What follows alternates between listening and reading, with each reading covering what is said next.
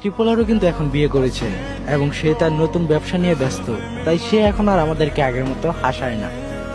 এক্সেডিবল gamer তো এখন trading নিয়ে ব্যস্ত, তার কি আর আমাদের কথা মনে আছে?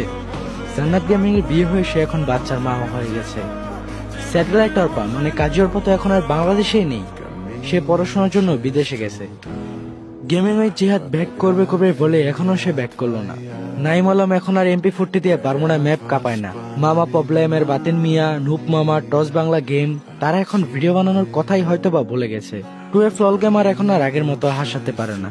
গেমিং উইথ তাল হতো এখন খুব কম টিপস এন্ড ট্রিকই দেয় আমাদের। সব কোথায় যেন হারিয়ে গেল, তাই না? হ্যাঁ, এখন কমিউনিটিতে অনেক ভালো ভালো ক্রিয়েটর এসেছে বা হয়েছে, তবে আগের কমিউনিটিটা ছিল দুর্দান্ত। কি ছিল না সেখানে? কথায় আছে না, ওল্ড ইজ গোল্ড।